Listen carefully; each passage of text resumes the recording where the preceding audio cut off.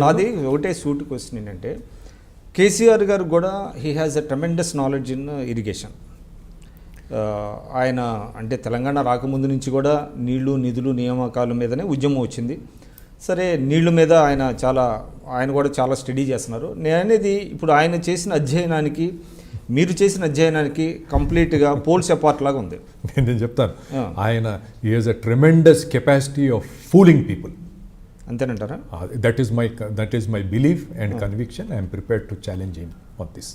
ఎందుకంటే ఆయన రీడిజైనింగ్ పేరుతో చేపట్టినటువంటి ఇంతకన్నా అన్యాయం, అక్రమం, తెలంగాణ ప్రజల్ని మోసం చేసేటువంటి విషయం ఇంతకన్నా ఎక్కువగా ఉండదు. మల్లన్న సాగర్ 50 టీఎంసీలు మీరు నిర్మాణం చేస్తామంటున్నారు. ఈరోజు హుసేన్ సాగర్ ఉంది, దాని కెపాసిటీ 1 టీఎంసీ, విస్తీర్ణం 1100 ఎకరాలు ఉంది. మల్లన్న సాగర్ మీరు 24 కిలోమీటర్ల బండు పోస్తారని ప్రపంచంలో ఎక్కడ లేదు. అన్నిటికంటే ఇది technically it's a very unsound proposition. అంతేకాకుండా ఇట్ ఈస్ నాట్ రిక్వైర్డ్. ఆవేదన అంతా ఏమిటంటే మనకు అవసరం పడితే మనం దానికి కావలసినటువంటి డబ్బు పెడతాం, అంతా చేస్తాం. It is not required. ఇప్పుడు మనం ఖర్చు చూసుకుంటే ఈరోజు 5.5 లక్షల రూపాయలు ఎకరానికి ఖర్చు వస్తుంది, క్యాపిటల్ కాస్ట్. దాంతోపాటు మీరు ప్రతి సంవత్సరం ఏటా వచ్చినటువంటి ఆపరేషన్స్, మెయింటెనెన్స్, పవర్ ఖర్చు ఇవన్నీ కూడా చూసుకుంటే 1,25,000 రూపాయలకు పైచిలుపు కేవలం ఒక పంటకు నీరు అందించడానికి పర్ ఏకర్.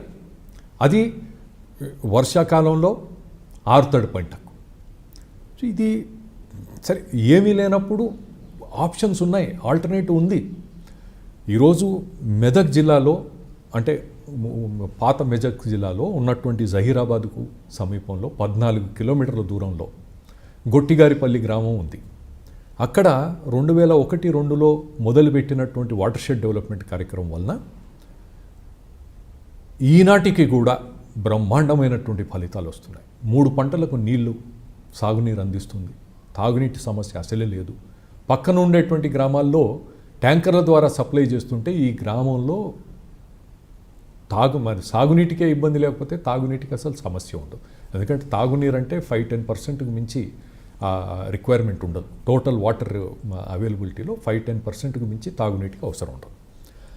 ఎందుకు అది చూడడానికి ఈయనకు నిజంగా అంత పరిజ్ఞానం ఉండేటువంటి, ఆయనకు ఉండేటువంటి వ్యక్తి అయితే దీన్ని తెలుసుకునేటువంటి ప్రయత్నం ఎందుకు చేయలేదు? అక్కడ జరిగేటువంటి వాస్తవాలను ఎందుకు గుర్తించలేదు? ఈరోజు రాజస్థాన్ ప్రభుత్వం వేలాది గ్రామాల్లో లక్షలాది ఎకరాలకు ఈ వాటర్ షెడ్ డెవలప్మెంట్ చతుర్విధ జల ప్రక్రియను ఆధారంగా హనుమంతరావు గారు అక్కడ ఇంట్రడ్యూస్ చేసినటువంటి దాన్ని ఆధారంగా తెలంగాణ నుండి ఉన్నటువంటి ఒక ఇంజనీర్ అక్కడ ఒక చైర్మన్ పదవి ఇచ్చి ఈ కార్యక్రమాన్ని పర్యవేక్షిస్తున్నారు. తెలంగాణ ప్రభుత్వ ఉద్యోగులు వాటర్ షెడ్ డెవలప్మెంట్లో జహీరాబాద్లో, మెదక్లో పనిచేసినటువంటి వారు ఈరోజు డెప్యుటేషన్లో వెళ్ళి రాజస్థాన్ ప్రభుత్వలో వాడు పనిచేస్తున్నారంటే ఇది కావాలని చూడకుండా ఉండడానికి. ఎందుకంటే దీనివలన డబ్బు రాదు. మొట్టమొదటిసారిగా ఈ విషయాన్ని కింది స్థాయిలో కార్యకర్తలకి ఇచ్చేటువంటి పనులు అనుకుంటా వాటర్ షెడ్ లాంటివి. అంటే లేదండి, ఇప్పుడు ఈరోజు నా వాటర్ షెడ్ డెవలప్మెంట్ మీరు టేకప్ చేస్తే ఇంచుమించుగా 7,000 రూపాయలు ఎకరానికి ఖర్చు వస్తుంది. ఓన్లీ 7,000 పర్ ఏకర్ ఒకసారి ఖర్చు పెడతారు. ఇంచుమించుగా మెయింటెనెన్స్ అనేది ఏమీ ఉండదు, ఏమీ లేనట్టు మినిమల్. మూడు పంటలకు నీరు ఇచ్చే పరిస్థితి ఈరోజు ఉంటే అది మీరు దాని గురించి ఆలోచన చేయడానికి కూడా కాకుండా ఈ మధ్య ఏదో ఒక బోర్డు ఏర్పాటు చేసి ఒక 50 మంది 60 మందిని దాంట్లో ఇన్వాల్వ్ చేస్తూ ఏదో కార్యక్రమం మేము ఒత్తిడి మొదలుపెట్టిన తర్వాత ఆయన ప్రకాష్ గారిని ఒక చైర్మన్గా చేశారు. ఆయన నేబార్డు వాళ్ళతో ఒక 50-60 మందికి ట్రైనింగ్ ఇవ్వాలని చెప్పి. మీకు రాజస్థాన్ ప్రభుత్వంలో చేస్తున్నది మీకు కనబడడం లేదా? తెలంగాణ ప్రభుత్వంలో తెలంగాణలో ఉన్నటువంటి ఇంత విజయవంతంగా ఈనాటికి కూడా 2015లో జూన్ 1వ తేదీ నాడు ఈనాడులో ఒక బ్రహ్మాండమైనటువంటి ఆర్టికల్ వచ్చింది, నడి వేసవి తరగని జలసిరి అని. ఏ రకంగా 2 సంవత్సరాలు కరువు వచ్చిన తర్వాత కూడా అక్కడ నీళ్లు ఇంత బ్రహ్మాండంగా లభ్యమవుతున్నాయి. ఈ వాటర్ షెడ్ ఫలితాలు రాజస్థాన్ మోడల్ తీసుకోవట్లేదు అంటారు. తెలంగాణ మోడల్ తీసుకోవడం లేదు. ఓకే. తెలంగాణలో ఉన్నటువంటి దాన్ని కళ్ళు అంటే తెరిచి నియర్ బై రైట్. ఆయన సొంత జిల్లా మెదక్ జిల్లా, ఆయన సొంత జిల్లా. హరీష్ రావు గారికి సొంత జిల్లా. కేటీ రామారావు గారు అంత పెద్ద ఎత్తున మేము రూరల్ డెవలప్మెంట్ పనిచేసి మిషన్ భగీరథ చేస్తున్నాడు. కొన్ని ఈ గ్రామాల్లో ఏమీ అవసరం లేకుండా మీకు సాగునీటికే కరువు లేకుండా ఉంటే తాగునీటి సమస్య లేకుండా ఉంటుంది.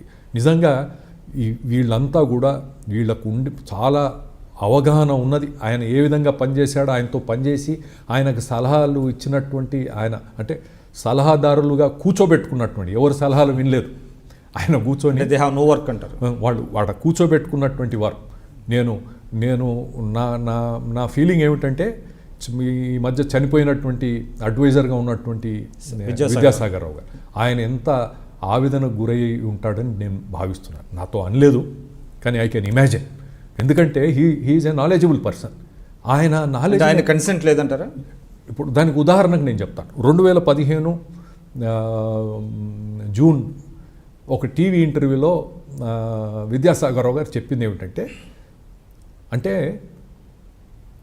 ప్రాణహిత చేవెళ్ళ ప్రాజెక్టు జాతీయ హోదా ఇవ్వాలనేటువంటి అంశం అంటే కాంగ్రెస్ ప్రభుత్వం ఉన్నప్పటి నుంచే ఎన్నికలకు ముందే దాన్ని ముందుకు తీయడం జరిగింది. పోలవరం ఆంధ్రాకి ఇస్తే తెలంగాణకు కూడా ఒక జాతీయ ప్రాజెక్ట్ని ఇస్తామనేటువంటి అంశం ప్రస్తావనకు వచ్చింది. ప్రాణహిత చేవెళ్లకు జాతీయ హోదా కల్పించాలనేటువంటి అంశంలో 2014 జూలైలో పార్లమెంట్లో మాట్లాడుతూ కడియం శ్రీహరి గారు అన్నారు, కొత్త రాష్ట్రం, మాకు ఎన్నో ఇబ్బందులు ఉన్నాయి, మాకు దీనికి జాతీయ హోదా ఇస్తే ఎంతో మేలు జరుగుతుంది అని చెప్పి పార్లమెంట్లో మాట్లాడాడు. డిసెంబర్ 2014లో చంద్రశేఖరరావు గారు ఉమాభారతి గారిని కలిసి మాకు ప్రాణహిత చేవళ్లకు జాతీయ హోదా ఇవ్వండి అని అడిగి వచ్చారు. జూన్ 2015లో విద్యాసాగర్ రావు గారు చెప్తూ రీడిజైన్ ఏదో చేస్తున్నారనేటువంటి ఏం లేదు, దాంట్లో 70% విల్ బీ కామన్, స్వల్ప మార్పులు ఉంటాయి, ఖచ్చితంగా దీనికి ఏదో ఒక ప్రాజెక్టు జాతీయ హోదా ఇస్తామన్నారు కనుక దీనికి ఇస్తారు అనేటువంటి విశ్వాసాన్ని ఆయన చెప్పినటువంటి మాటల్లో స్పష్టంగా ఉంది. 2015 నవంబర్ డిసెంబర్కి వచ్చేసరికి హరీష్ రావు గారు ఢిల్లీకి వెళ్ళి ఉమాభారతి గారిని కలిసి మేము రివైజ్డ్ డిపిఆర్స్ ఇస్తాం, మాకు జాతీయ హోదా దీనికి కల్పించాలనే మాట అన్నారు. మార్చి 31, 2016 వచ్చేసరికి వాళ్ళు చెప్పినటువంటి మాటలకు పూర్తిగా భిన్నంగా నా ఆరోపణ ఏమిటంటే అటు విద్యాసాగర్ రావు కానీ ఇటు హరీష్ రావు ఎవరితో సంబంధం లేకుండా చంద్రశేఖరరావు గారు తనంతట తాను రీడిజైనింగ్ పేరుట ఏ రకంగా ప్రాజెక్టు వ్యయాన్ని పెంచాలి, ఏమి చేస్తే పెరుగుతుందనేటువంటి ఏకైక లక్ష్యంతో ఈరోజు తెలంగాణ ప్రజలను మోసం చేసేటువంటి విధంగా మీరు అన్నట్టుగా నిధులు, నీళ్లు, నిధులు, నియామకాలు, ఈ 3 అంశాల్లో కూడా ఈరోజు రిపోర్ట్ కార్డు మీరు ఈ ప్రభుత్వం పనితీరు తీసుకొని రిపోర్ట్ కార్డు మీరు బేరీ చేస్తే నియామకాలు ఏ విధంగా ఉన్నాయి. ఈరోజు తెలంగాణ ఉద్యమంలో ప్రాణాలు అర్పించి ప్రాణాలకైనా తెగించి పోరాడినటువంటి యువతను అడగండి, ఈ రిపోర్ట్ కార్డులో ఎన్ని మార్కులు ఇస్తారు చంద్రశేఖరరావు గారికి. మీరు చూస్తున్నారు ఐ డ్రీమ్ న్యూస్ని. మీరు చూస్తున్నది ఐ డ్రీమ్ న్యూస్. అంటే కళలని నిజం చేస్తూ ప్రజలకి నిజాలని కళల ద్వారా తీసుకొచ్చే ఐ డ్రీమ్కి మై బెస్ట్ విషెస్. మీరు చూస్తున్నది ఐ డ్రీమ్ న్యూస్. మీరు చూస్తున్నారు I dream channel. For more videos, please subscribe I Dream. మరిన్ని వీడియోల కోసం ఐ డ్రీమ్ ని సబ్స్క్రైబ్ చేయండి. Please subscribe I dream. And I'm very much satisfied with the way interview went on. Kindly subscribe to I Dream. For more videos, subscribe to iDream. And loads of fun entertainment and content. Do watch I Dream.